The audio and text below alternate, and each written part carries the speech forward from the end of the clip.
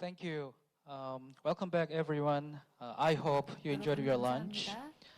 We are now about to start the second session of this conference. This is a special session on the European Unified Patent Court, launched in June 2023, and this session will be conducted in English. The moderator for session 2 is Honorable High Court Presiding Judge Kang Jin-baek of Jeonju Branch of Gwangju High Court. And the speaker is the President Klaus Grabinski of the Court of Appeal of the Unified 클라우스 Patent 그라빈스키 항소법원장이십니다. 그럼 박수로 맞아주시기 바랍니다.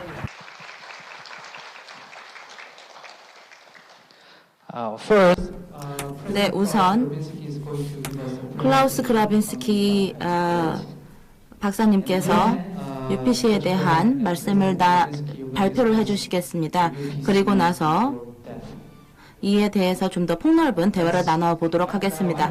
그러면 이제 마이크를 클라우스 그라빈스키 박사님께 넘기도록 하겠습니다. 큰 박수로 맞이해 주시기 바랍니다.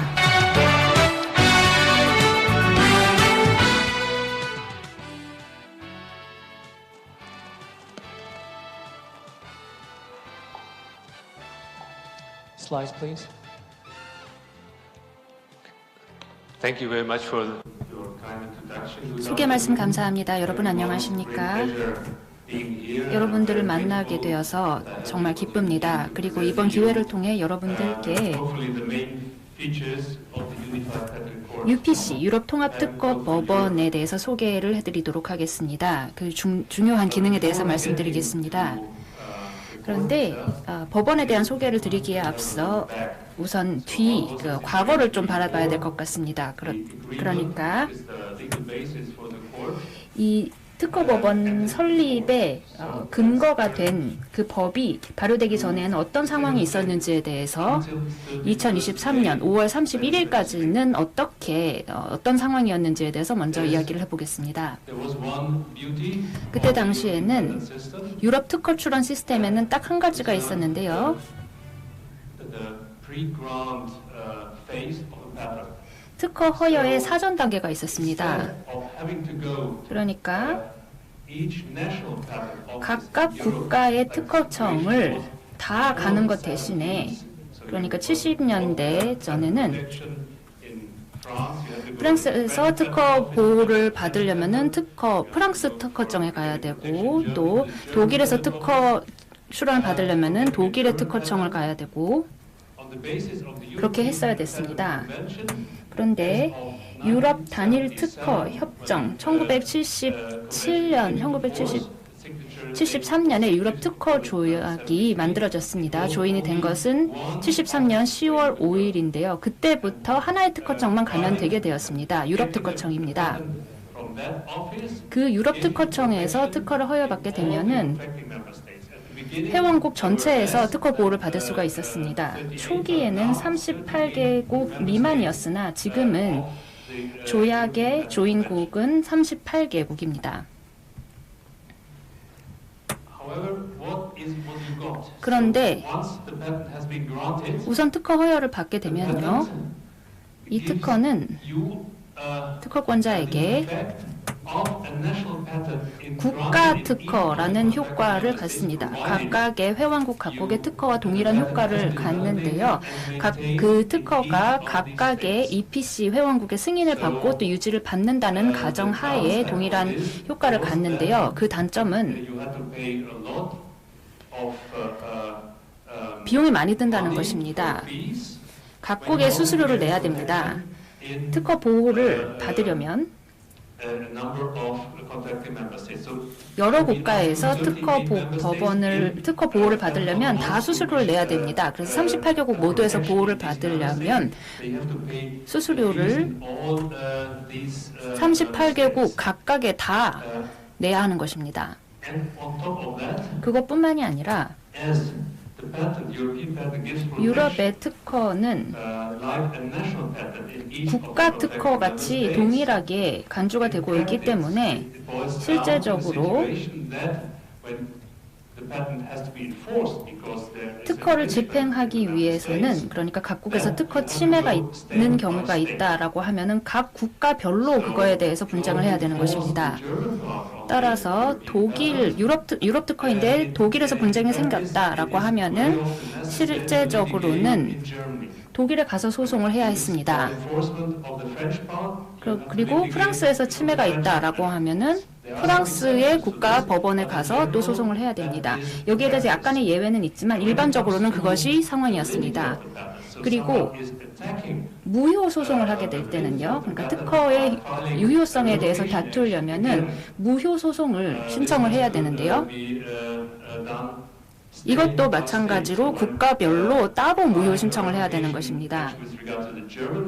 독일에 가서 유럽 특허에 대해서 무효 소송을 하려고 그러면은 독일의 해당 법원에 가서 무효 소송을 해야 되고, 또 프랑스 부분에서 이 특허를 취소하고 싶으면은 또 프랑스에 가서 프랑스 법원에서 무효 소송을 내야 되는 것입니다. 그래서 요약해서 말씀드리자면은,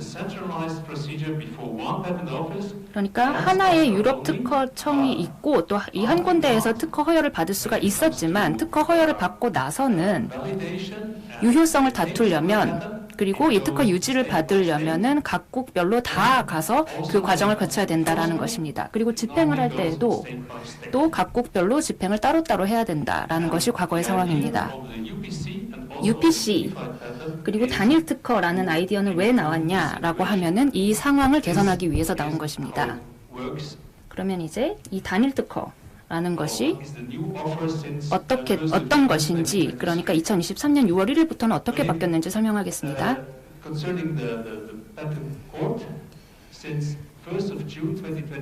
2023년 6월 1일에 출범한 UPC, 유럽 통합특허법원은 이 날부터 통합특허법원 협정이 발효되면서 생기게 되었습니다. 이때부터 이제 특허의 집행도 체약국에 한해서는, 처음에는 이제 체약국이 27개 유럽 국가 중에서, EU 국가 중에서 17개 국가였는데요. 그리고 동시에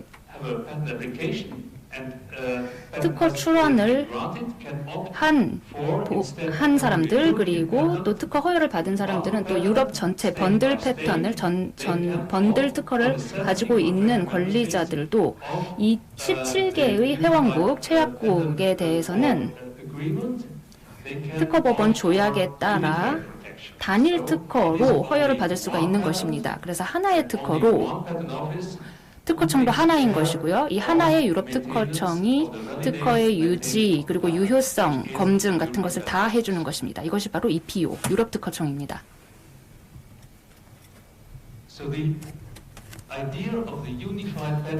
통합특허법원이라는 아이디어 자체는 UPC라고 하는데요. 이 법원이 체약국 전체를 관할하는 법원이라는 것입니다. 이 UPC는 다시 말하면 동시에 프랑스 법원이 또 되고, 독일 법원도 되고, 네덜란드 법원도 되고, 이 17개를 다 말할 필요는 없겠죠. 이 모든 나라 각각의 법원이 되는 것입니다. 유럽 특허에 대한 관할권을 가지고 있는 모든 체약국의 통합된 법원의 역할을 하는 것입니다. 따라서 이 UPC는 배타적 관할권을 가지고 있는데요. 체약국이 유럽 특허에 관해서 가지고 있는 관할이 있다면은 UPC의 관할이 있습니다. 그리고 이 특허법원 협정에 의해서 각각의 이 특허 법원에다가 양수를 하지 않을 경우에는 그렇습니다. 예를 들어서 프랑스에서 어떤 침해가 있었습니다. 혹은 독일이나 네덜란드에서 유럽 특허에 대한 침해가 발생했다고 할 경우에 예전에는 집행을 하기 위해서 프랑스에 갔다가 또 네덜란드 법원 갔다가 그렇게 했어야 되는데, 이제는 이 사건 자체를 하나의 단일 법원, 그러니까 UPC로만 가지고 가서 소송을 하면 된다라는 것입니다.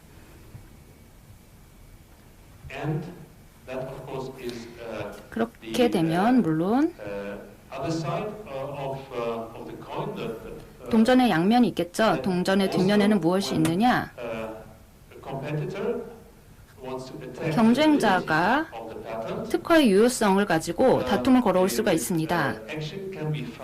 그러한 특허 무효 소송은 또 하나의 법원에서만 할 수가 있습니다. 따라서 특허의 유효성에 대해서 프랑스, 독일, 네덜란드 같은 예를 들고 있는데요. 그전에는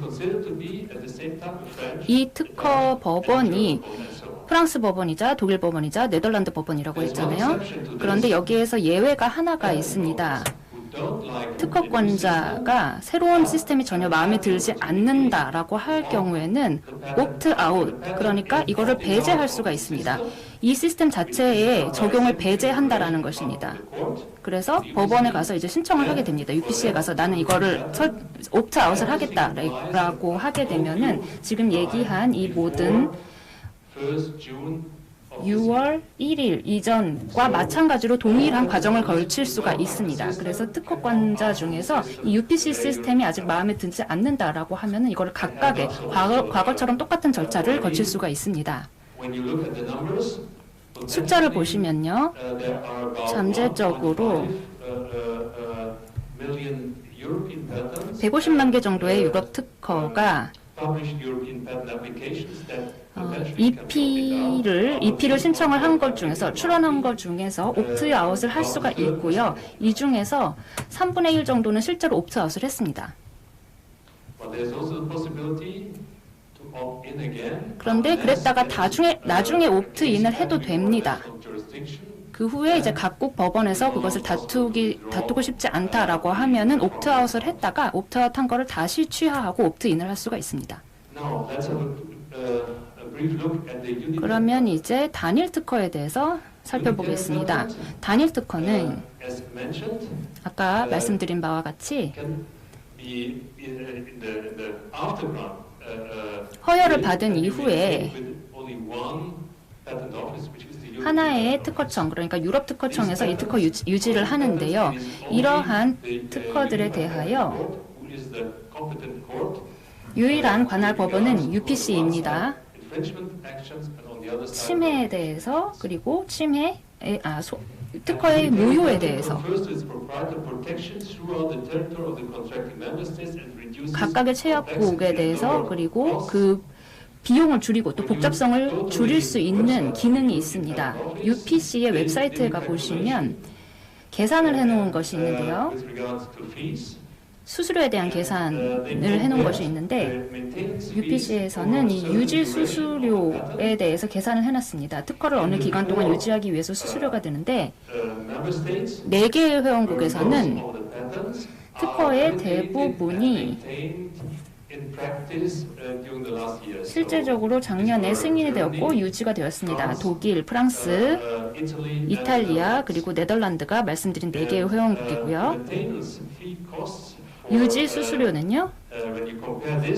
이거와 이제 비교를 해보면 특정 기간 동안 유지 수수료는 단일 특허의 경우에 그 결과가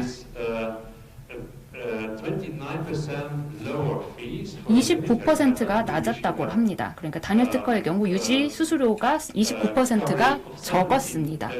17개의 회원국에 각각 승인을 받고 유지를 할 때 필요한 수수료에 비해서 단일 특허로 하면 29%가 적었습니다.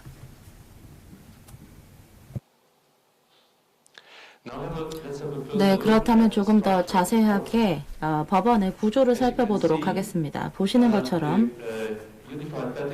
저희 UPC의 경우에는 지금 1심 법원이 있고 그리고 항소 법원이 존재하고 있습니다. 그리고 그 옆에는 중재센터가 있는데 중재센터 같은 경우에는 아직은 구축이 되지 않았고 곧 구축될 예정입니다. 1심 법원은 지방법원과 지방 재판부와 중앙 그리고 지역 재판부로 나뉩니다. 그래서 저희 회원국이 지방 재판부를 만들 수가 있습니다. 그러니까 하나의 체약국에서 여러 개의 이 관련 재판부를 공유할 수 있는 것이고 그리고 중앙 재판부도 존재하는 것입니다. 그리고 지금 현재 지방재판부와 지역재판부 같은 경우에는 어디에서 지금 현재 이러한 소송이 이루어지는지에 따라서 아니면 이러한 출원이 이루어지는지에 따라서 달라질 수가 있습니다. 그리고 이에 따라서 심결 취소라든지 아니면 이 침해에 대한 선언이나 관련된 것들도 이에 따라서 달라지게 됩니다. 여기서 보시는 것처럼 오른쪽에는 CJEU가 언급이 되어 있습니다. 굉장히 중요한 부분이라고 생각을 합니다.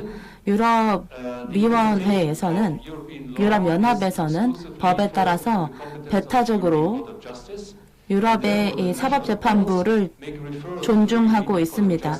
그렇기 때문에 각각의 국가의 재판부에서는 이쪽으로 관련된 내용들을 회부할 수 있습니다. 만약에 유럽의 법이 명확하지 않다라고 생각을 하면 이를 회부해서 CJEU에서 다룰 수 있게 되는 것입니다. 그렇기 때문에 동일하게 UPC도 적용이 됩니다. 지금 UPC는 국가 법원과 전혀 다르지 않기 때문에 그래서 회원국이 하나든 여러 개든지 간에 동일한 내용을 동일하게 적용이 되고 있습니다.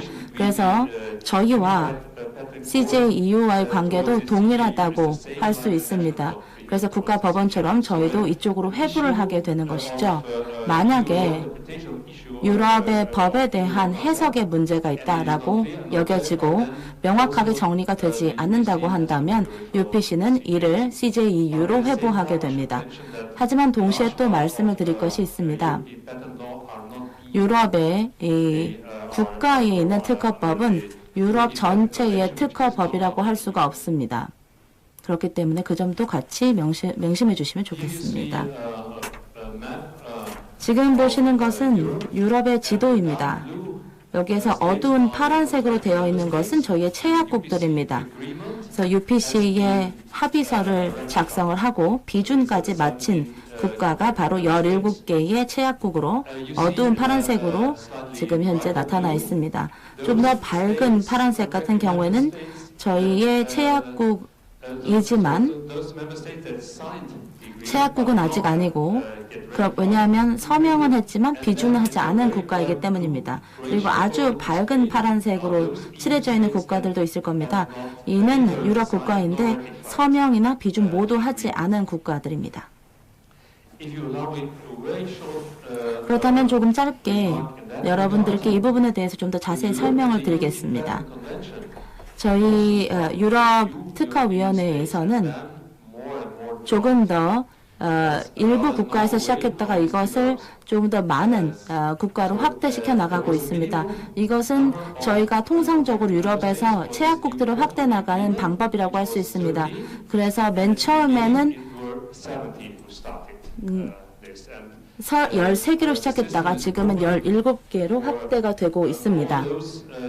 그렇기 때문에 모든 유럽의 회원국들이 아직 이 UPC에 모두 다 채약을 한 것은 아닌 것은 사실입니다. 지금 현재 제가 들은 내용은 아일랜드의 경우 곧 국민투표를 진행할 예정이라고 합니다. 그래서 투표를 통해서 지금 UPC 제도에 대한 비준할 것인지에 대한 결정을 내릴 것이다 라는 이야기를 들었습니다. 지금 아일랜드의 헌법에 따라서 이런 식으로 비준을 할 때는 국민투표를 거치는 것이 명시가 되어 있기 때문에 이 시스템을 따라서 국민투표를 진행할 예정입니다. 위치를 조금 보시면 저희가 아까 얘기했던 지방 그리고 지역 그리고 중앙 재판부에 대해서 말씀을 드렸습니다. 본원과 국내 분원과 영내 분원에 대해서 말씀을 드렸습니다. 그리고 후에 중재센터가 어디에 위치를 할 것인지 그리고 이 헝가리에는 교육센터가 위치할 예정이어서 그 부분도 지금 현재 구상으로 담겨져 있습니다. 교육센터 같은 경우는 아직 헝가리가 비준하지 않아서 존재하고는 있진 않지만 후에 이 위치를 가질 예정입니다. 그렇다면 저희가 그 재판부의 구성에 대해서 말씀을 드리겠습니다. 보시는 것처럼 그 중앙 본원 같은 경우에는 저희가 2명의 그 법관 같은 경우에는 일반 법관이고 한 명의 법관은 기술적인 자격을 갖춘 법관, 전문 법관으로 구성을 하게 됩니다. 그래서 특허에 대한 기술에 대한 지식을 가지고 있는 전문 법관이 되는 것입니다. 이것은 IPC의 분류 기준에 따라서 관련된 자격을 갖추게 되고, 이는 이 특허 관련된 기소나 소송에 대한 경험을 가지고 있는 전문 법관이 2명의 일반 법관과 함께 구성하게 됩니다. 그리고 지금 국내 부분 같은 경우에는 3명의 일반 법관으로 구성이 되어 있습니다. 그래서 만약에 이러한 국내 분원을 가지고 있는 국가의 여러 법관들로 구성이 될 수가 있습니다. 그리고 이는 최약국에 있는 모든 법관들이 들어갈 수 있다는 의미이기도 합니다. 그 말은 단순히 한 국가, 한 회원국의 법관일 필요가 없고 다른 국가의 법관들도 구성원이 될 수가 있습니다. 그리고 또 항소법원에서 보면 5명의 법관으로 구성이 되어 있습니다. 지금 5명의 법관 중에서 3명은 일반 법관 그리고 2명은 기술 전문 법관으로 구성이 됩니다. 그러면 기술 전문 법관의 백그라운드에 대해서 물어보신다면 이들이 기술적인 자격을 갖춘 법관이라고 설명을 드릴 수 있습니다. 그래서 국가의 관할권에 따라서 예를 들어 스웨덴이나 독일의 이 관할권을 담당하는 그런 법관일 수 있습니다. 하지만 다른 국가 같은 경우에는 국가 자체에서 기술 전문 법관을 지정하고 있지 않기 때문에 이 경우에는 특허 관련 변호사 경험을 가지고 있는 법관들이 그 대상이 될 수 있습니다. 아니면 지금 현재 항소법원위원회에 현재 위원으로 활동하고 있지 않는 잠정적으로 일을 중단하고 있는 그러한 이 법관들 역시도 저희의 법관으로 임명이 될 수가 있습니다. 만약에 이들이 특허 변호사이면서 이해관계가 상출되는 경우가 있다고 한다면 저희의 행위 규범에 따라서 아무리 UPC에 대한 기술적인 적격을 가지고 있다고 하더라도 UPC에서 관련된 사건을 담당할 수 없도록 되어 있습니다. 만약에 과거에 이러한 일이 있다고 한다면 그 지역 법원이나 아니면 중앙법원에서 관련된 내용들을 이 소송을 담당할 수 있겠지만 이것을 UPC에서는 진행할 수 없도록 저희가 행위 규범을 만들어 놓았습니다. 언어에 대해서 말씀드리겠습니다. 유럽 같은 경우에는 여러 가지 언어가 혼용되고 있습니다. 그래서 지금 현재 어떤 언어를 사용할지에 대한 부분이 궁금하실 수 있다고 생각합니다. 저희 중앙 본원의 경우에는 지금 유럽의 특허청에서는 3개 공식 언어가 있습니다. 이 3개 언어를 이 신청자가 뭐든지 사용할 수가 있습니다. 그래서 그 언어가 바로 중앙 본원에서 사용할 수 있는 언어가 됩니다. 그리고 지금 분원에서는 지금 최약국, 그러니까 해당 분원을 가지고 있는 국가의 언어를 사용하거나 아니면 해당 국가가 제2 혹은 제3 언어를 지정해 놓은 상황이라고 한다면 이 언어를 EPO의 공식 언어로 사용할 수 있습니다. 그러니까 실질적으로는 기본적으로 모든 최약국들이 만약에 분원을 현재 가지고 있다고 하면 이들이 지정한 언어가 공식 언어가 되는 것입니다. 거기에 영어가 더해질 수 있습니다. 그래서 독일의 지방 분원 같은 경우에는 영어 그리고 독일어 등등을 사용하게 됩니다. 하나 예외가 있습니다. 이 예외는 지금 영내 분원인데요. 지금 스톡홀름에 지역 분원이 위치하고 있습니다. 여기는 발틱 국가이기 때문에 영어만 사용하게 됩니다. 여기가 스웨덴 언어 아니면 다른 언어를 사용하는 것이 아니라 영어만 사용하도록 지정이 되어 있습니다. 또 다른 예시를 말씀드리겠습니다. 바로 브뤼셀입니다. 브뤼셀은 3개 공식 언어가 있습니다. 이 벨기에의 3가지 언어를 사용하고 그리고 거기에 영어를 사용하기 때문에 4가지 언어 중에서 청구원자가 원하는 언어를 사용할 수 있습니다. 만약에 당사자가 동의한다고 한다면 공식 언어를 사용해서 해당 지역 분원을 가지고 있는 그 국가의 언어를 사용할 수 있습니다. 근데 만약에 둘 중에 하나의 당사자만 요구를 한다고 한다면 그렇다면 해당 분원에서 지금 현재 공식 언어가 아니라 지금 특허가 작성된, 특서가 출원된 언어로 사용하게 될 수도 있습니다. 지금 이 부분 같은 경우는 이미 실시가 되고 있고 하나의 사례가 이러한 사례를 통해서 이루어진 바가 있습니다. 그래서 이 사례에서는 맨 처음에는 독일어로 사용이 됐었는데 그 다음에 영어를 사용하는 것으로 결정이 됐습니다. 그래서 항소법원 같은 경우에는 항소법원은 위치한 곳의 언어를 사용하는 것이 주된 사례입니다. 지금 UPC는 올해 6월부터 계속해서 사용되고 있습니다. 현재까지 90개의 그 관련 사건들이 처리가 됐습니다. 여기서 보시는 것처럼 지금까지 47개의 침해에 관련된 사건들이 제기가 된 상황입니다. 23개의 심결 취소 소송이 제기가 되었고 그리고 이 조사에 대한 청구도 진행이 된 바 있습니다. 그렇다면 짧게 이 절차에 대해서 살펴보도록 하겠습니다. 중요한 사항은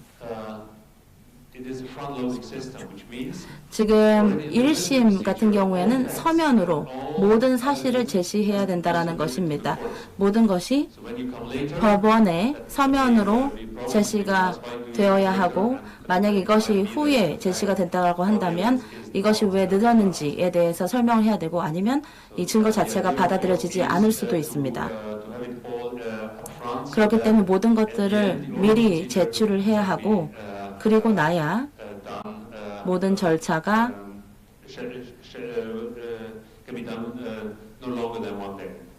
하루 이상 소요되지 않도록 하는 주요한 절차가 될 수 있습니다. 그리고 중간 절차라는 것은 구두로 관련된 심리를 진행을 하는 준비를 하는 것입니다. 전문가가 만약에 참여를 해야 돼서 이 변론 기일을 정해야 되는 경우라고 한다면 그렇다면 그 날을 맞춰서 관련된 사건에 대한 이 변론 기일을 준비할 수 있습니다. 그리고 나머지는 구두 절차는 다른 한국의 법원의 심리와 거의 유사하다고 할 수 있습니다. 이 관련된 내용들을 이 법관이 초기에 관련된 설명을 할 수가 있습니다. 그러니까 법원은 모든 것들, 이제까지 제출된 것들 모두 다 구두로 기술을 하고 그리고 나서 이러한 내용들은 구두 변론을 하는 그 전날 모두 제출이 완료가 돼야 됩니다. 이 모두한 내용들이 투명하게 제공이 되고 기초적으로 내용이 진행이 돼서 당사자가 쟁점이 되는 부분에 대해서 특히 재판부가 생각하는 쟁점이 되는 부분에 대해서 설명을 하는 것에 중점을 두는 것입니다. 그러니까 시작에서부터 항소에 대한 시작은 이미 재판부가 쟁점이 무엇인지를 먼저 인지한 상태로 시작하는 것이 중요합니다. 그리고 이 모든 것들은 이 당사자들이 이제 내용을 전달하는 내용들에 따라서 시간 기일에 따라서 이루어지게 됩니다. 영국 같은 경우에는 굉장히 적극적으로 지금 이 절차에 대한 기본적인 드래프트를 작성을 해서 제공을 하게 됩니다. 그래서 독일의 견해는 아니었지만 영국의 사례에 따라서 이렇게 심리를 짧게 하면서 쟁점에 초점을 맞추는 것이 그 의결을 하는데 더욱더 중요할 것이다라는데 모두 다 동의하게 됐습니다. 이 후에 그 법관들이 관련된 내용들을 질문하게 됩니다. 그래서 이 모든 과정들이 하루 안에 끝날 수 있습니다. 물론 그렇다고 해서 모든 이 사건들이 다 하루 안에 끝난다는 것은 아닙니다. 복잡하고 그리고 많은 내용들이 진행이 돼야 되는 경우에는 하루 이상, 이틀 정도 될 수도 있고 중간에 휴정을 했다가 다시 돌아와서 이 증언을 듣거나 여러 가지가 이루어질 수 있습니다. 이 모든 게 가능하지만 원칙적으로 모든 준비가 사전에 끝나는 것으로 구두 변론은 하루 안에 종료를 하도록 하고 있습니다. 지금 영상으로 관련된 내용을 진행을 하는 것도 가능합니다. 법관들은 이 법원에 출두를 한 상태가 되는 것이고 그리고 구두 변론이나 아니면 사건 진행들은 계속 진행을 할 수가 있습니다.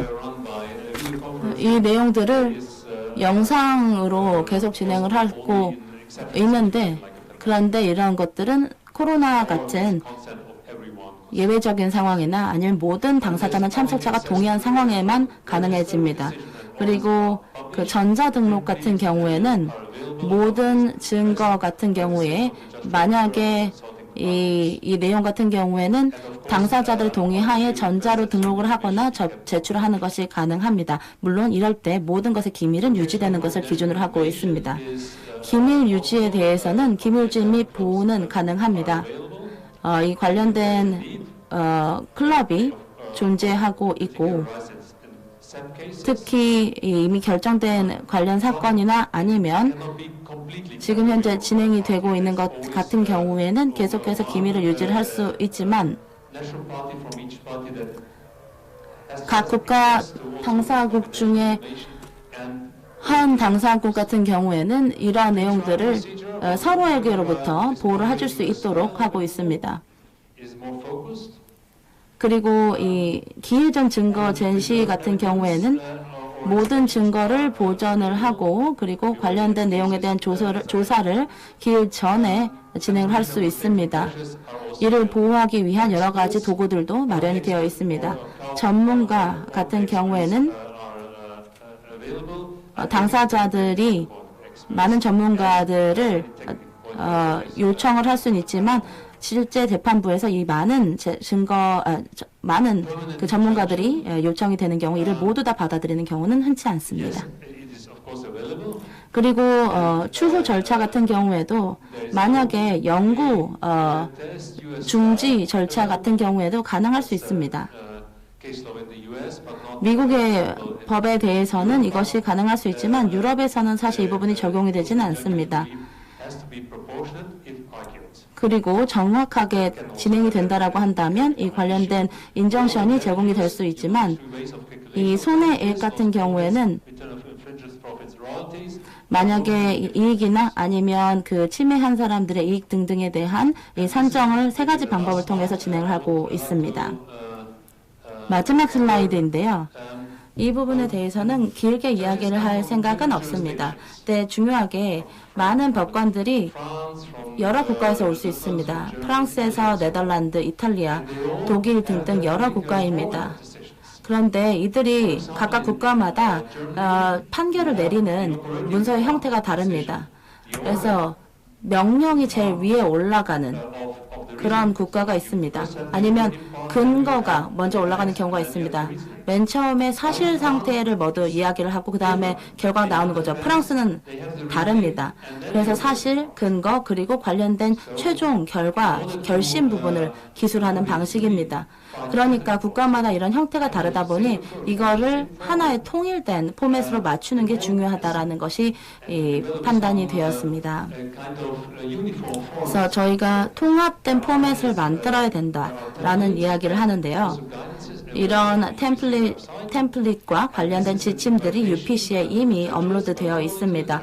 이는 법관들뿐만 아니라 이를 담당을 하는 당사자 대표자들에게도 적용이 됩니다. 저희가 고유한 포맷을 사용하는 것이죠. 내용이 아니라 포맷 자체가 통일되어야 된다는 것입니다. 이를 통해서 이 관련된 결심 부분이 맨 마지막에, 항상 결심 부분은 마지막에 존재할 수 있도록 하는 것입니다. 그리고 관련된 사실과 근거는 위쪽에 위치하게 됩니다. 그래서 마치 교통신호와 마찬가지로 독일에서나 아니면 프랑스에서 차가 오른쪽으로 달리냐, 우측 우선이냐, 좌측 우선이냐 이런 것이 달라지는 것과 마찬가지로 이런 차이 없이 동일한 포맷을 맞춰야 된다라는 생각인 것입니다. 그러면서도 동시에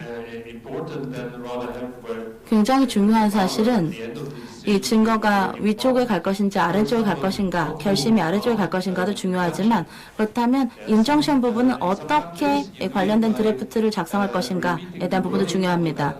그래서 이 특허 청구에 대한 내용들이 먼저 올라갈 수도 있습니다. 예를 들어서 일부 국가 같은 경우에는 지금 이 특허를 사용하지 말아 달라라는 내용들만 적혀져 있을 수도 있는데요. 근데 이 내용들을 어떻게 적어야 되는지에 대한 지침도 마련이 되어 있습니다. 이 지침의 목적은 이 당사자 대표자가 자신들의 청구 사항들을 지침에 따라서 이 법관에게 제시를 해달라라는 것이라고 할 수 있습니다. 슬라이드가 하나 더 있는데요. 지금 보시는 것은 저희가 가지고 있는 본원과 지방 지역 분원들에 대한 위치입니다. 그래서 지금 현재 이곳이 어디인지 다 아시냐고 유럽에서는 제가 발표할 때 말씀을 드리는데 여기서는 한국이니까 그냥 말씀드리겠습니다. 맨 왼쪽에 있는 사진은 저희 스톡홀름에 있는 영내 분원입니다. 그리고 중간에 있는 것은 빈에 있는 국내 법원이고요. 그리고 뒤셀도프에 있는 국내 법원이 오른쪽에 있습니다. 아래쪽에는 이거는 사진은 좀 아실 수 있을 것 같습니다. 그리고 맨 왼쪽에 있는 것은 파리의 모습입니다. 이게 지금 현재 이 국내 법원이 아니라 지금 보시는 것은 국내 분원에서 본 사진입니다. 그 다음 사진은 룩셈부르크에 있는 항소법원입니다. 그리고 마지막 사진은 밀라노에 있는 국내 법원입니다. 들어주셔서 감사합니다. 네, 발표 감사드립니다. 다시 한번 큰 박수 부탁드립니다. 네, 그렇다면 이제 마이크를 저희의 좌장님이신 백강진 부장판사님께 넘기겠습니다. 큰 박수 부탁드립니다. 네.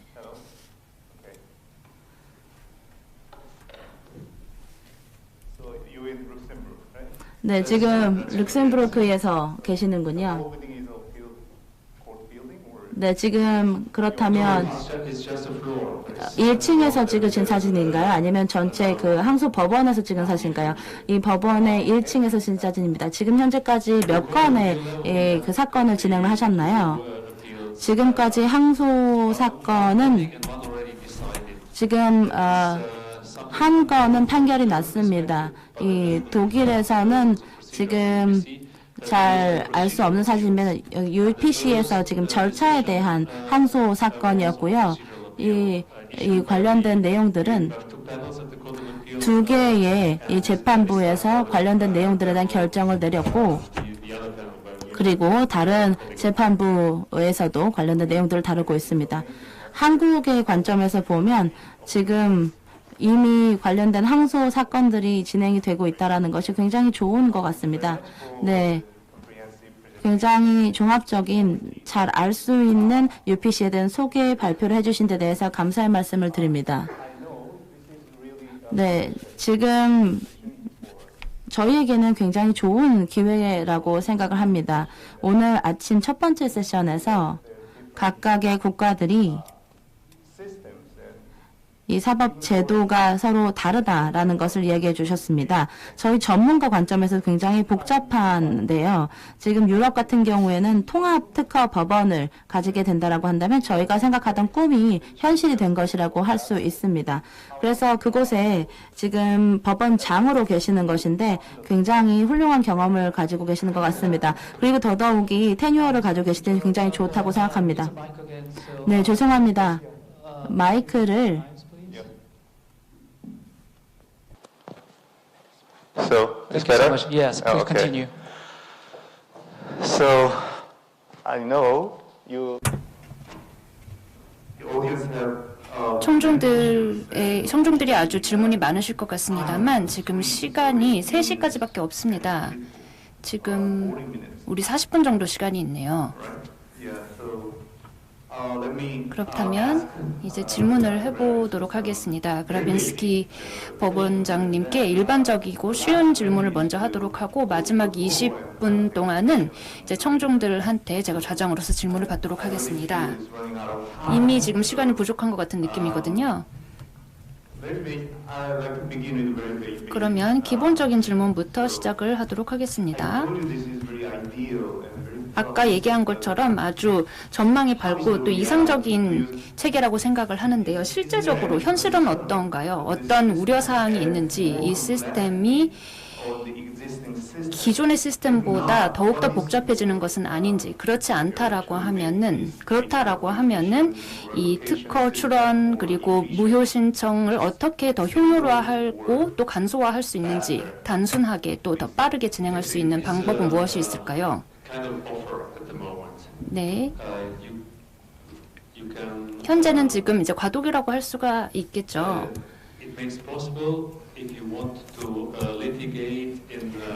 소송을 한 개 국가 이상에서, 최약국 한 개 이상에서 하려고 한다면은 이제 하나의 법원에 가서 할 수 있다라는 것이 지금의 이제 아이디어입니다. 그런데 7년 동안 과도기를 준다, 유예기를 준다라는 것은 특허권자들은 그러면 이 7년 동안은 어떤 방식을 취할지 선택을 할 수가 있다는 것입니다. 지금 이 시스템이 마음에 안 든다라고 하면 관할 배제를 할 수가 있습니다. 그리고 시스템이 만약에 마음에 든다라고 하면 활용을 할 수도 있지만 동시에 각국 법원으로 또 가지고 가는 것도 가능합니다. 그래서 시스템 안에서 시스템을 활용하면서도 각국 법원도 또 활용을 할 수가 있습니다. 그리고 단일 특허의 경우에는 특허를 허여받은 다음에 한 달 내로 번들 특허를 원하지 않는다, 나는 단일 특허를 원한다라고 생각을 바꿀 수도 있습니다.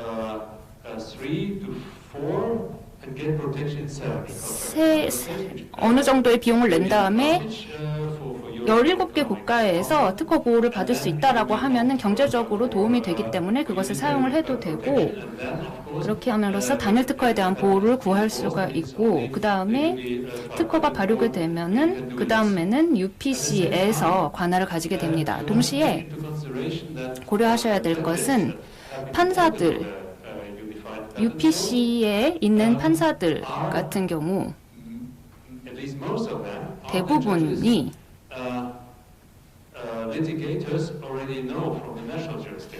각국의 판사였기 때문에 이제 소송 당사자들이 이 판사들을 다 잘 알고 있습니다. 새로운 얼굴이 아니라 또 경험이 있는 법관이다라는 것이죠. 그리고 이분들은 UPC의 상임 법관으로 임명이 되는 분들도 있고 또 비상임 법관으로 오시는 분들도 있습니다.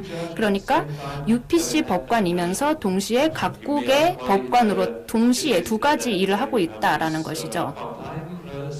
이분들은 이제 비상임 시스템 안에 있는 법관들입니다. 그렇게 하는 이유, 그리고 그전에는 그래서 몇 개의 소송이 UPC로 갈 것인지에 대해서 확실하지가 않았는데요. 어느 정도 두고 기다려보자라는 것이었습니다. 소송이 굉장히 많아진다라고 하면은 UPC의 상임 법관 수가 늘어나야 될 것이고요. 지금 이미 상황이 그렇습니다. 이미 지금 어느 정도 시간이 지났고 사건을 받고 있기 때문에 법관들의 시간도 지금 좀 충분하지 않기 때문에 이제 늘어날 가능성이 있습니다. 네, 그래서 지금 이미 굉장히 효율적이면서도 굉장히 많은 옵션들을 이 특허 신청인들에게 주고 있는 것 같은 느낌입니다. 예를 들어서 옵트아웃이 있죠. 근데 또 옵트아웃을 선택했다고 하더라도 후에 옵트인을 선택할 수 있죠. 네, 한 가지 조건이 있습니다. 만약에 옵트아웃을 했다가 만약에 그 특허권자가 소송을 해야 된다라고 한다면, 예를 들어서 그 침해 소송이라든지 아니면 특허가 심결 취소를 해야 되면서 국가 법원에 갔다 온 사건이라고 한다면 그것은 다시는 옵트인을 할 수가 없다라는 조건이 있습니다. 그래서 만약에 지금 현재 그 당일 특허를 가지고 있다라고 하면, 그렇다고 하는데 국가 특허를 가지고 있다라고 한다면 국가 특허를 가지고 또 단일 특허, 유럽의 단일 특허를 동일하게 획득을 하는 것이 좋은 생각일까요?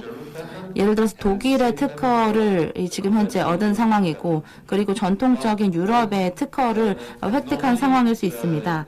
하지만 보통 처음에는 이 국가에서 특허를 부여를 받죠. 예를 들면 독일에서. 그리고 나서 이제 유럽 전체의 특허를 부여를 받게 됩니다. 물론 이렇게 중복이 되는 경우가 있습니다.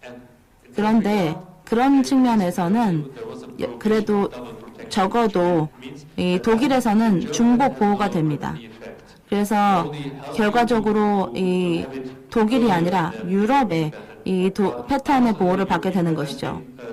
하지만 이 유럽의 이 특허가 부여가 된 다음에는 이게 실제로 중복이 되는 상황이면 그러면 결국 유럽의 특허만이 이제 실질적인 보호를 제공해 주는 것입니다. 근데 단일 이 특허 제도에서는 국가의 특허와 그리고 이 유럽 단일 특허의 보호 중복으로 정말 받을 수가 있습니다.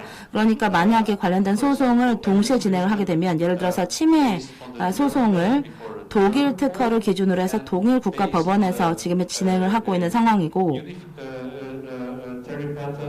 그리고 그런 상황에서 만약에 UPC에서 단일 특허에 대해서 소송을 진행을 하는 이런 것은 불가능해집니다.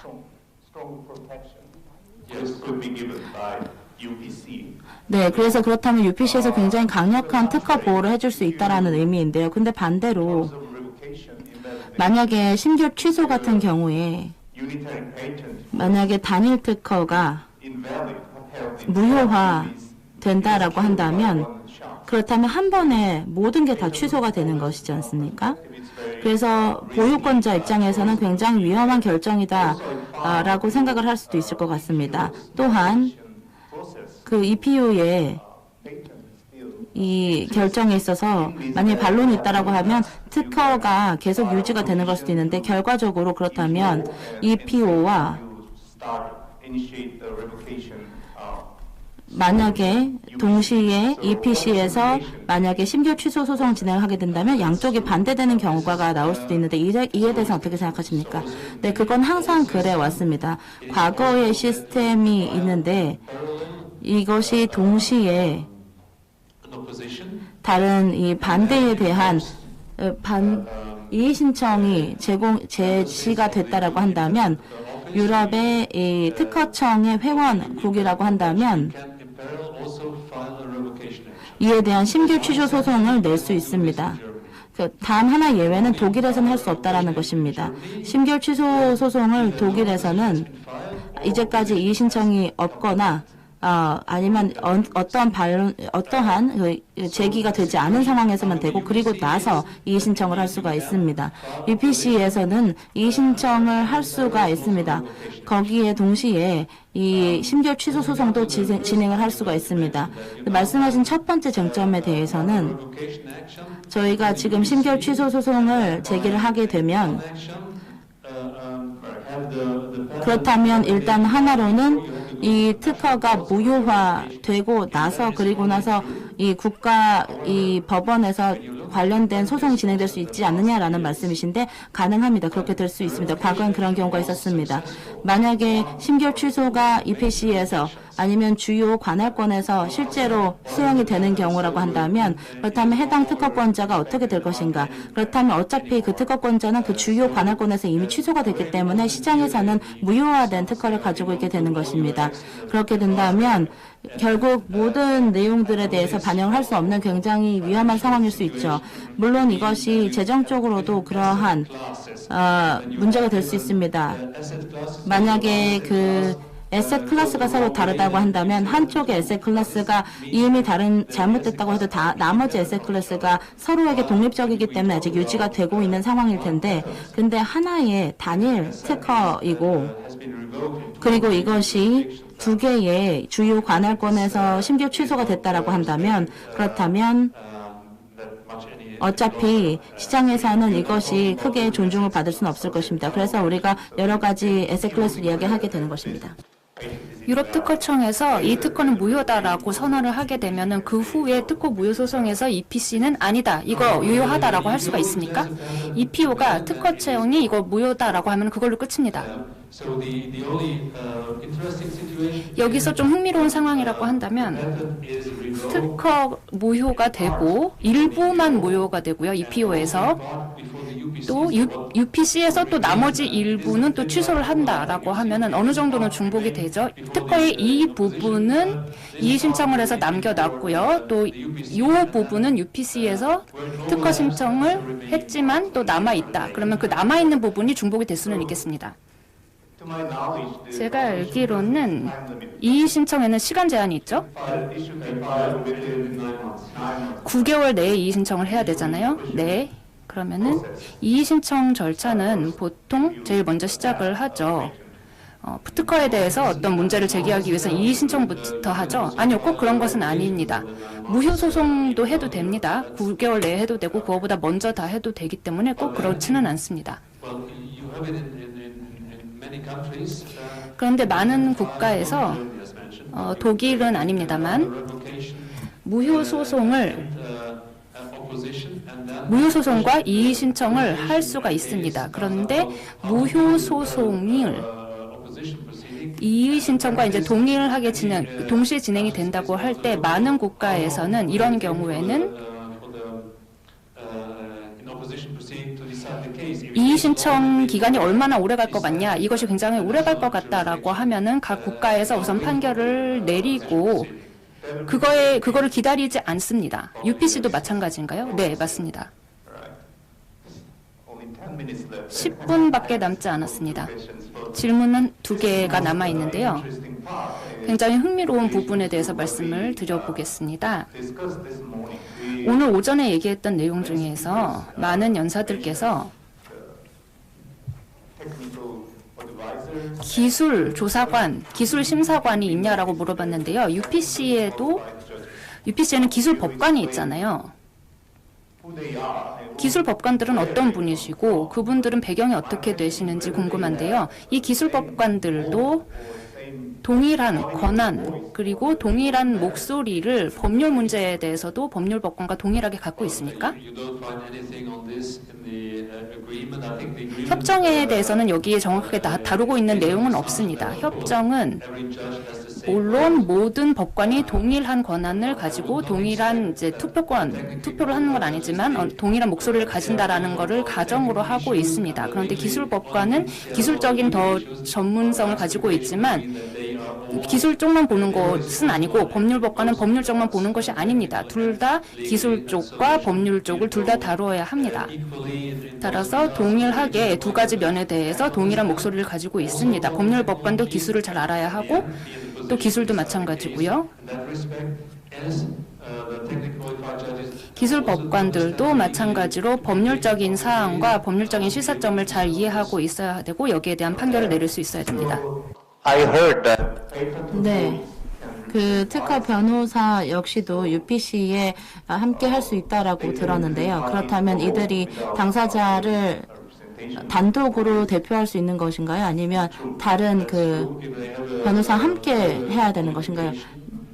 네, 물론 이에 대해서 추가적인 자격이 존재하긴 합니다. 하나에 관련된 자격이라고 한다면 이 특허 변호사가 그 UPC에 함께 하려면 가장 결정적인 자격은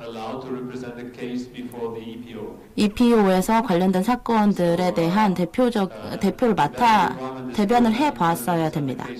그래서 예를 들어서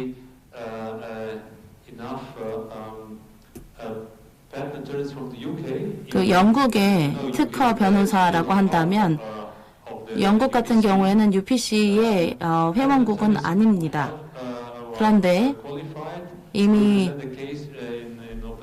만약에 그 이의 제기에서 EPO에서 관련된 이 특허 관련 사건들을 맡았던 그런 변호사라고 한다면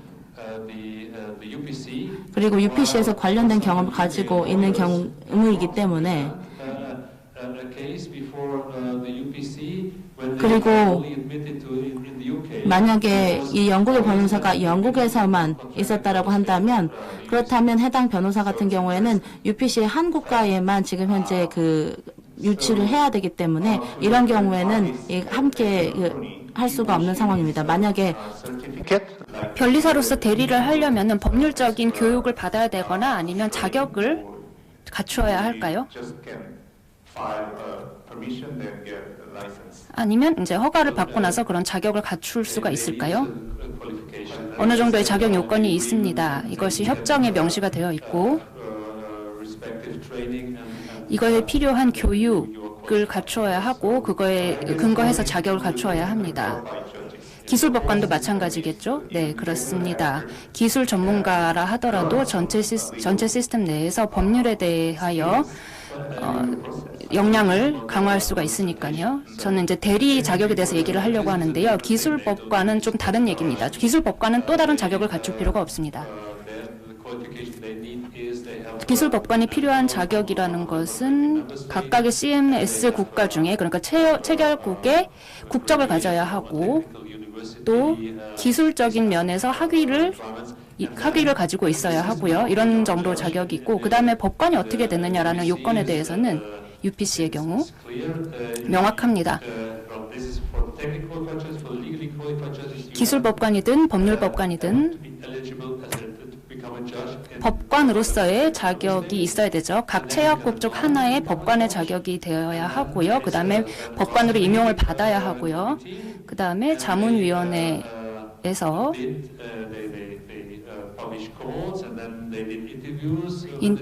면접을 합니다. 그 다음에 당연히 이제 서류를 내서 신청을 하고, 그 다음에 등재가 되든지 아니면 등재가 되지 않던지입니다. 이 등재된 법관들 중에서 행정위원회의 법관으로 임명이 되거나 안 되거나입니다. 네, UPC에서 아주 흥미로운 부분에 대해서 설명을 해주셨습니다. 네, 이제 4분이 남았습니다. 법관으로서 제가 굉장히 흥미롭게 생각하는 부분은 이 판결을 내리는 부분인데요. 제가 국제재판관으로 유엔에서 근무했던 경험이 있었습니다. 네, 제 동료는 프랑스인이었고요. 이 법원에서 결정을 낼 때 그 판결 부분은 맨 마지막에 왔습니다. 근데 한국은 판결 부분이 제일 위에 옵니다.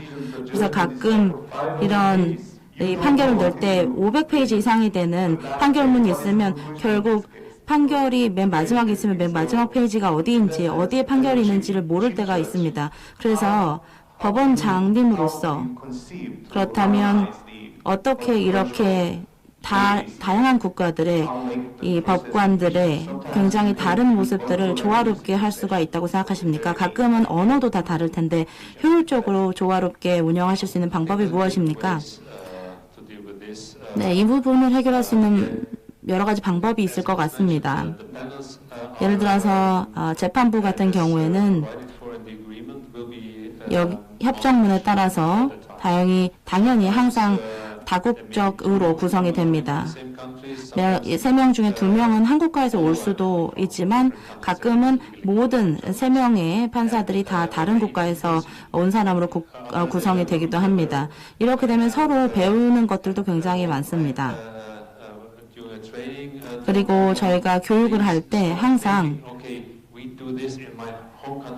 우리나라에선 이렇게 하는데 라는 생각은 그만하고 지금 협정문에 따라서 지금 UPC의 지침이 어떻게 말하는지를 보고 이것을 따라달라라고 이야기를 합니다. 거기에서 동시에 지금 체육국 간에 여러 이 규정이나 법들도 존재합니다. 근데 이런 법들이 이미 조화롭게 구성이 되어 있습니다.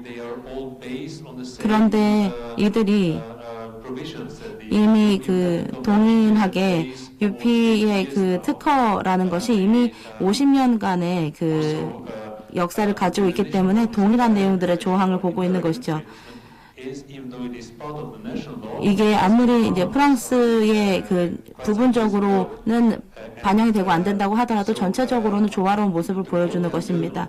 그렇기 때문에 법원에서는 이러한 이 공통적인 부분들을 바탕으로 조항들을 바탕으로 해석을 해나갈 수 있습니다. 하지만 동시에 이 절차법 같은 경우에는 저희가 이제 규정에 조금 더 익숙해질 필요가 있고 이에 따라서 각자의 스타일을 만들게 됩니다. 이것이 이 국가 분원들마다 달라질 수는 있다라고 생각합니다. 하지만 결과적으로는 결국 이 항소법원으로 오게 되면 여기에서 이제 정확한 올바른 방법을 찾게 되고 그리고 이들이 통상적으로 하는 방법들을 하나로 합쳐서 이 조화로운 이 접근 방법을 선택하게 되는 것이라고 생각합니다. 발표에서 봤는데요. 이베이라든지 증거 개시 명령 절차 같은 게 없었습니다. 그런 절차 규정에 대해서 그리고 협정에 대해서 여기에 대한 명시된 바가 없었죠. 그러면은 확실하게 말씀하실 수가 있습니까? 이 시스템이 국제 조화가 충분히 된 것인지 미국을 포함한 모든 국가의 시스템을 다 조화롭게 했다라고 할 수가 있을까요? 법관들의 교육 배경이 굉장히 다릅니다. 그렇지만 각 국가의 법관들이 미국에서 교육을 받았다거나 하는 것은 불가능하니까요. 그렇다면 UPC에서 규칙을 다 지키고 있다, 국제 조화는 다 이루어져 있고 또 중립적인 시스템이다라고 확신하십니까? 이 판례법을 만들어내는데 이런 어떤 공통점에 근거하고 있다고 생각을 합니다. 그리고 앞으로 그렇게 나아갈 것입니다. 네, 저희 이제 시간이 많지 않네요. 저도 여쭤보고 싶은 게 굉장히 많지만은 이 세션은 저만 하는 것이 아니기 때문에 그리고 이제는 청중들의 질문이 굉장히 많을 것이기 때문에 더욱더 적극적으로 활발한 토론을 이끌기 위해서 청중으로부터 질문을 받도록 하겠습니다.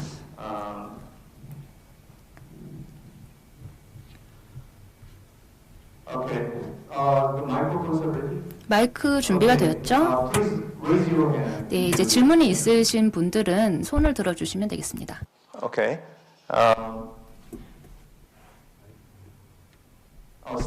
Name and affiliation. 네, 성함을 말씀해 주시고 소속을 말씀해 주신 다음에 질문해 주시면 감사하겠습니다. Yeah, thank you very much. 네, 감사합니다. Thank you very much, President Kravitsky. 네, 그레빈스키 법원장님 발표 감사합니다. 굉장히 유용한 정보가 많이 담겨 있어서 UPC에 대해서 많이 알 수 있는 기회였습니다. 네, 이것이 굉장히 좋은 이익이 될 것이라고 생각합니다. 저는 조우박입니다. 저는 리엔킬에 소속되어 있는 광장에 소속되어 있는 변호사입니다. 그래서 지식재산권을 주로 다루고 있는 변호사입니다. 몇 가지 질문이 있는데요. UPC의 그 큰 앞으로 미래에 대한 그림에 대해서 질문을 드리고 싶은데요. 첫 번째는 제도적으로 UPC 제도를 도입을 한 것이 유럽의 그 특허 시장을 미국의 특허 시장보다 더욱더 매력적으로 만드는 것이라고 생각을 하시는지요? 이 부분에 대해서 법원장님의 관점을 듣고 싶습니다. 두 번째로 유럽에 많은 국가들이 있습니다. 각각의 국가들이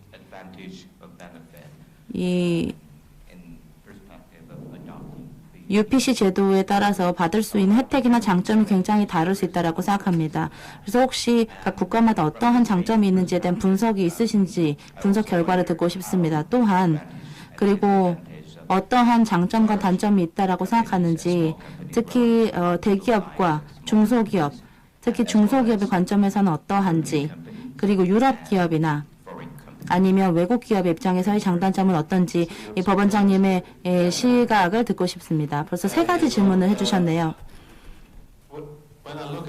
네, 미국을 보면 또 큰 시장이라고 할 수 있습니다. 그리고 기본적으로 큰 시장이 있다라고 한다면 그리고 한 시장에 단일 특허가 있고 그리고 이를 따라서 특허의 모든 보호를 받을 수 있다라고 한다면 그리고 나서 문제가 있다라고 했을 때 하나의 법원으로 가서 전체 시장에 적용을 받을 수 있다라는 것이 미국의 시장의 특징이었습니다. 유럽 같은 경우에는 6월 1일 전에는 시장은 하나였습니다. 하지만 법원은 굉장히 많았고 그리고 국가마다 관할권이 모두 달랐습니다. 그래서 만약에 특허를 내고 싶다라고 한다면 해당 국가로 갔어야 됐습니다. 가끔 일부는 이 하나의 관할권 가진 곳에 이제 인정시한을 내면 괜찮았지만 근데 이제 그렇지 않은 경우도 있었습니다. 근데 일부 제품 같은 경우에는 한 국가에서 가처분 신청을 하게 된다라고 한다면 그렇다면 그것이 그 프랑스나 아니면 다른 곳에서는 또 적용이 되지 않을 수도 있었습니다. UPC가 이 제도가 도입이 된다면 이걸 제도가 도입된 지금에서는 다른 큰 시장과 동일하게 이 특허 보유권자에게 이 하나의 법원에서 모든 것을 해결할 수 있는 이 장점을 제공하게 됩니다. 그래서 앞서서도 논의를 했지만 이에 대한 단점도 존재하고 있습니다. 이게 중앙이라고 할 수 있지만 미국 시장, 예를 들어서 한국 같은 경우에는 이것을 이런 중앙에서 하나로 이제 중앙화해서 받아들이는 방법이 있습니다. 그래서 이게 양쪽이 모두 다 된다고 생각합니다. 그래서 결국 하나의 법원에서 특허를 내게 되는 것인가 아니면 그 전에 하는 것인가 이것이 굉장히 공평하게 미국과 비교를 할 수 있는 것이라고 생각을 합니다. 그리고 중소기업 같은 경우에는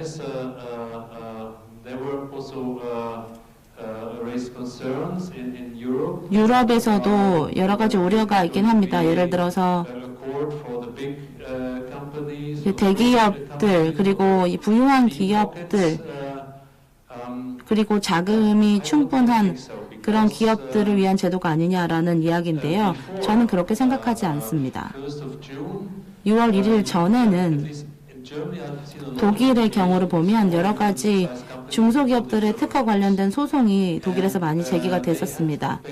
이때 이런 중소기업들이 이런 독일로 소송을 제기를 한다라고 한다면 굉장히 큰 금액의 이 소송비를 내야 했습니다. 하지만 UPC 제도가 도입이 된 후로 또 다른 사례를 비교를 해드리자면 지금 만약에 그 소송을 하게 된다면 이 소송비가 더 적습니다. 만약에 이 그 독일의 소송비를 생각해 보자면 그리고 UPC의 소송비를 생각해 보면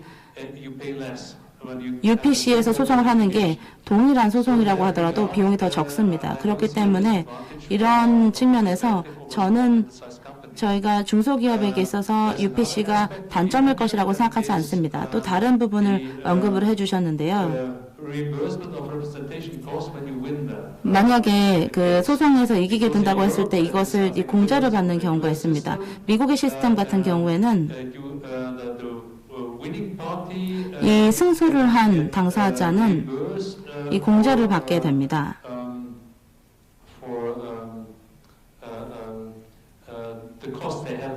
특히 이 소송비에 대한 부분들을 다시 리임버스를 받을 수 있게 되는 것인데요. 이렇게 이 비용이 전환이 되는 이런 원칙이 유럽에도 이 관련된 부분들이 고려가 될 수가 있습니다. 그리고 이 소송비가 만약에 공제가 될 수 있다라고 한다면 이 공제율 자체도 독일의 법원과 비교했을 때 더 높습니다. 물론 여기에도 이 제한치가 있습니다. 그 말은 전체 금액들을 모두 다 이 공제를 받는다라는 의미는 아닙니다. 그렇기 때문에 저는 이런 부분에 있어서 이러한 부분들이 나중에 어떻게 발전시켜 나가게 될지에 대해서 생각해 보면 좋을 것 같습니다. 다른 질문이 뭐였는지 기억이 안 나는데 두 번째 질문이 뭐였는지 다시 설명해 주시겠습니까? 네, 마지막 질문은 대답을 하신 것 같고 두 번째 질문이 뭐였나요?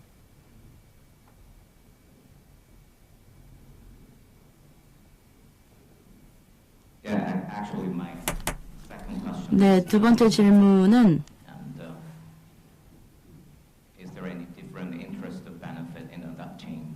이 UPC를 도입하는 데 있어서 대기업과 중소기업들이 받아들일 때 장단점이 서로 다를 것인가에 대한 부분이었고 또 두 번째는 유럽 내 국가와 외국 국가에 대한 차이였습니다. 네, 유럽 국가의 기업이나 외국 국가의 기업이나 장단점은 모두 차이가 없을 거라고 생각합니다. 네, 답변 감사드립니다. Next question. Please raise your hand. 다음 질문 받도록 하겠습니다. Okay, okay. The right corner, please. 네, 오른쪽에 계시는 분 질문해 주십시오.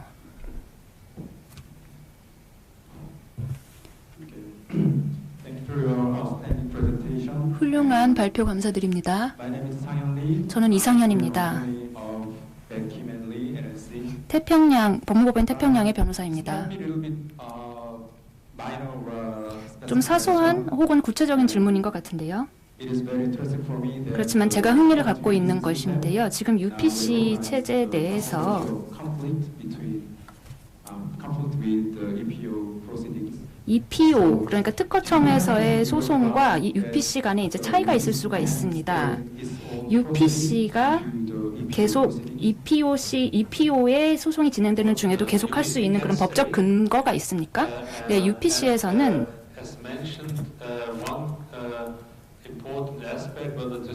중요한 분이 있는데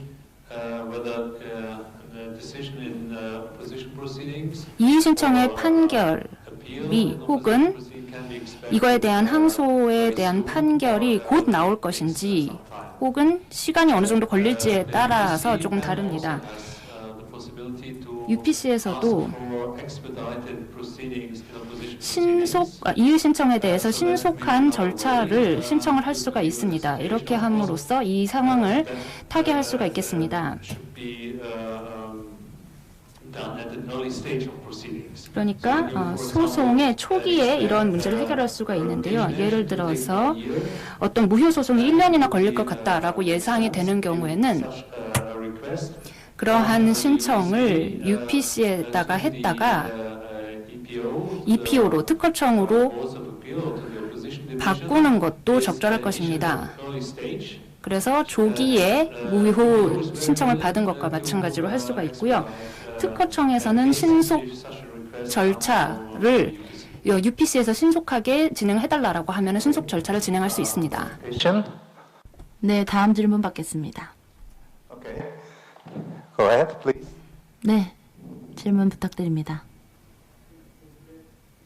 My name is 네, 안녕하십니까. 저는 김현장의 변호사입니다.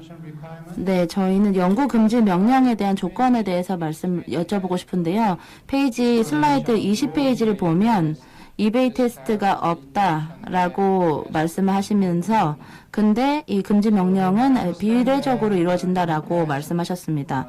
제가 이해하기로는 이 과거 düsseldorf에는 독일의 법원에서는 이 금지 명령에 대해서는 이베이 테스트를 고려하지 않고 판결을 내린 적이 있었던 것 같습니다. 근데 UPC 시스템에서는 여기에 대한 인과적인 어떠한 인사이트가 있으신가요? 예를 들어서 연구 금지 명령에 대한 이 조건이라든지 이런 부분 설명해 주시면 좋겠습니다.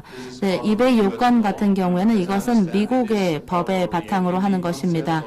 그래서 지금 düsseldorf에서는 그 금지 명령에 대한 구제 조치 등이 다뤄지고 있는 것 같습니다.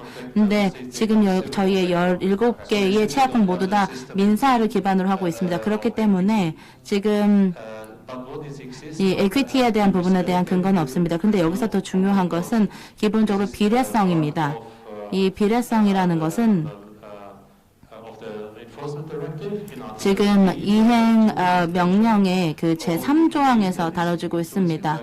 그래서 여기에서 금지 명령이라는 것은 비례적으로 이루어져야 된다라고 명시하고 있습니다. 거기에 동시에 관련 법령을 따르면 이것을 이 당사자들이 관련 쟁점으로 삼을 수가 있습니다. 만약에 쟁점이 된다라고 한다면 기본적으로 비례성에 대해서는 고려할 필요가 없다라고 하고 있습니다. 왜냐하면 이 법원에서 이 특허가 이 배타권을 가지게 된다라고 판결되게 된다면 결과적으로 이것이 이제 침해라는 것이 그리고 배타적인 권한이라는 것이 이 중지가 된다는 것이기 때문입니다. 결과적으로 그렇게 되면 이게 비례성이라는 것이 성립하지가 않게 됩니다. 그리고 법원에서는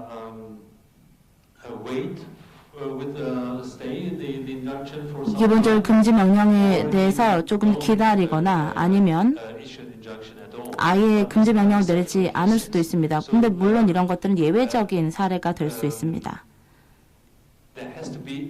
그런데 기본적으로 그 금지 명령이라는 것은 그 당사자에게 위해가 되는 것은 사실입니다. 만약에 이제 불법적인 상황이다라고 한다면 그럴 때는 이 위해가 야기될 수밖에 없습니다. 그 부분이 이제 우려가 되는 부분이고 그래서 우리가 비례성에 대해서 도입을 하게 되는 것이고 성립을 시키려고 하는 것인데 그런데 지금 이 부분이 정확하게 어떤 상황에 어떻게 적용될지를 봐야 될 것 같습니다. 근데 하나의 사례를 보자면 굉장히 전통적인 상황으로 영국에서 있었던 사례가 있었습니다. 예, 하드로프가 이 제품이 있었는데 이 침해를 받는 제품이 있었고, 그리고 관련돼서 이 판결이 내기로는 그 일부 그룹에서 하드로프에 대한 사용을 멈춰야 된다라고 얘기를 하고, 그 다음에 외과 아이들은 일부 이 환자들에게는 사용을 해야 된다라고 이야기를 했던 것이었습니다. 그래서 이 관련된 대안들도 있었지만 외과 의들이 다른 대안이 되는 제품을 사용할 수 있도록 훈련을 받지 않은 상황이기 때문에 이 하드로프를 계속해서 사용을 하고 외과 의들이 다른 제품을 사용할 수 있을 때까지 사용을 하는 것이 좋은 대안으로 도입이 됐었습니다. 그래서 이러한 사례들이 저희가 비례성이라는 것을 도입을 하는 것이 좋았던 예시 중에 하나라고 생각합니다. 물론 이 부분은 후에 추가적인 논의가 필요하다고 생각합니다. 이베이가 없다라고 해서 자동적으로 금지 명령이 발부된다는 것은 아닙니다. 그러니까 공공의 이해와 사적인 이해에 대한 밸런싱이 필요하다라는 말씀이었고요. 또 한 가지 질문은 받도록 하겠습니다. 마지막으로 질문 하나 더 받겠습니다. 네, 질문해 주십시오.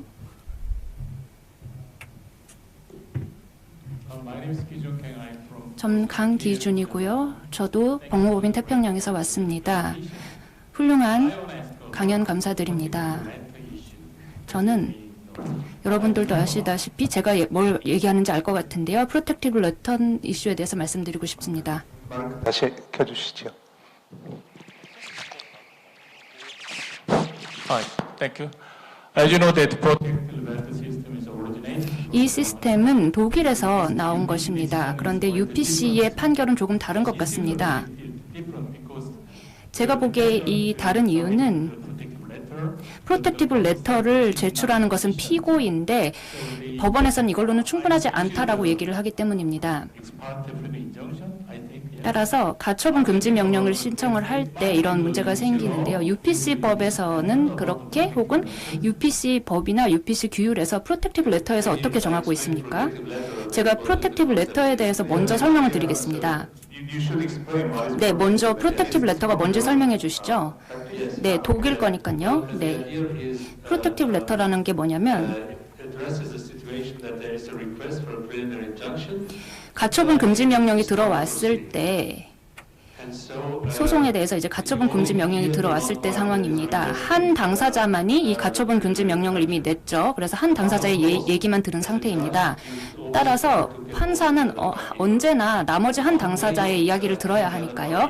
그래서 나머지 당사자를 이야기를 듣기 위해서 받는 것이 프로텍티브 레터입니다. 나머지 당사자가 이 특허권자가 아마도 소송을 가겠구나, 그리고 가처분 금지 명령을 신청하겠구나라는 것을 예상하게 되면 우리도 이거에 방어를 하기 위해서 그 목적으로 사전적으로 선제적으로 제출을 할 수가 있습니다. 프로텍티브 레터라는 것을 법원에 제출을 할 수가 있고 이거를 등록을 합니다.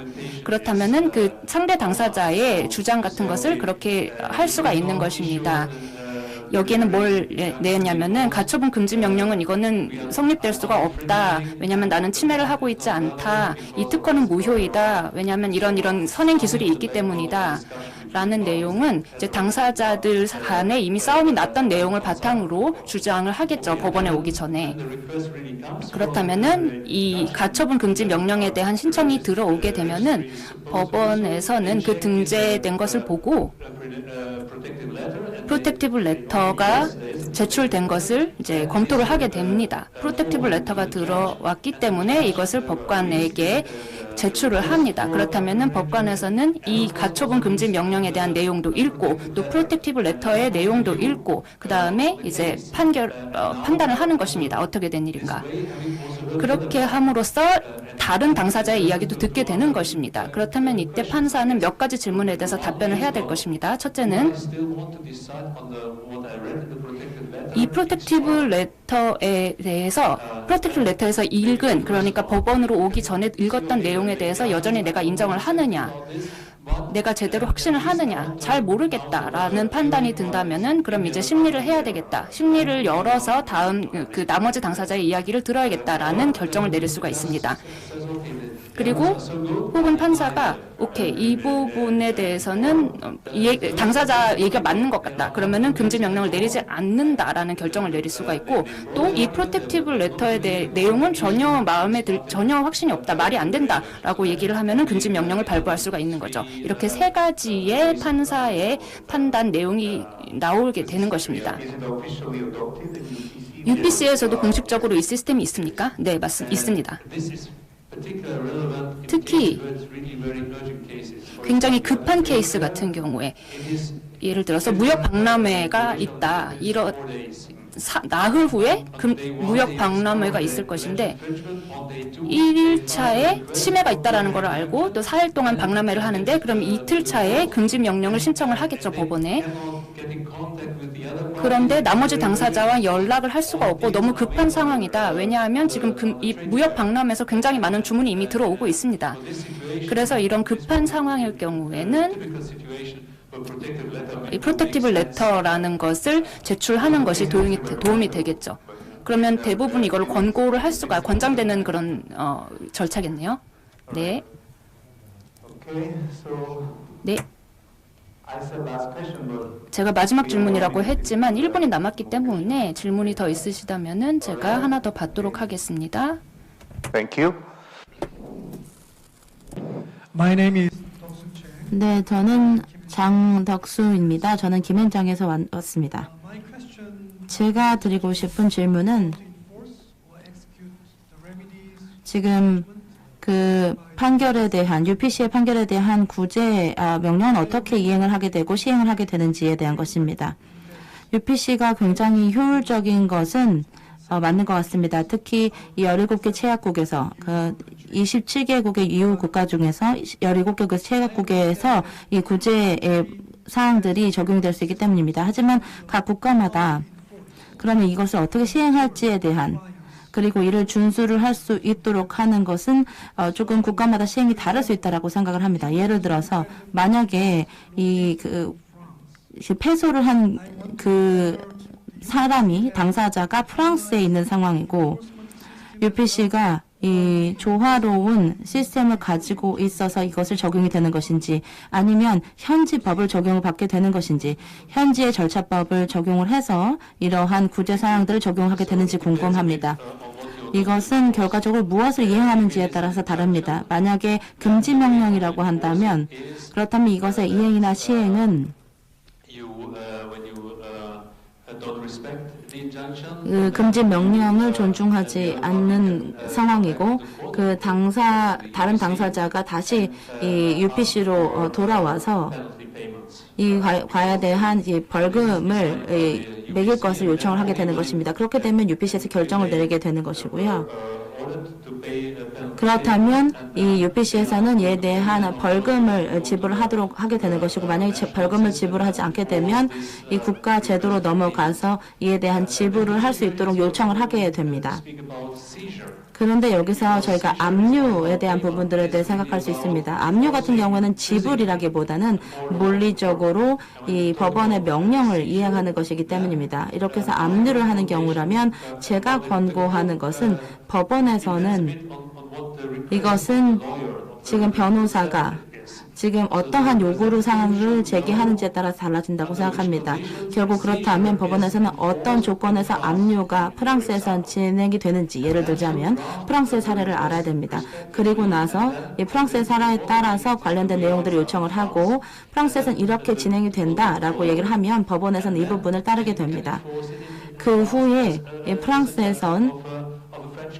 프랑스 법원의 이 판결에 따라서 이행이 될 수 있습니다. 말씀드렸던 것처럼 UPC는 독일의 법원이자 프랑스의 법원이자 다른 여러 곳의 법원이 될 수 있기 때문입니다. 그렇게 적용이 될 수 있습니다. 네, 감사합니다. 네, 모든 질문 감사드립니다.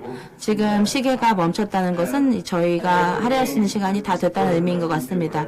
다시 한번 그라빈스키 법원장님께 감사의 말씀을 드리고 싶습니다. 많은 견해와 통찰력을 나눠주신 데 대해서 감사의 말씀을 드립니다.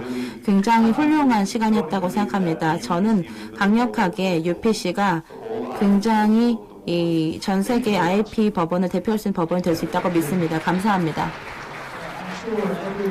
네, 이곳에 있는 모든 참석자 여러분들이 그라빈스키 법원장님의 UPC에 대한 의견에 감사드리고 있다고 생각합니다. 다시 한번 큰 박수를 법원장님께 전달해 주시기 바랍니다. 네, 감사합니다. 네, 저희가 잠시 휴식 시간을 갖도록 하겠습니다. 휴식 시간을 갖고 세 번째 세션을 3시 20분에 시작하도록 하겠습니다. 감사합니다.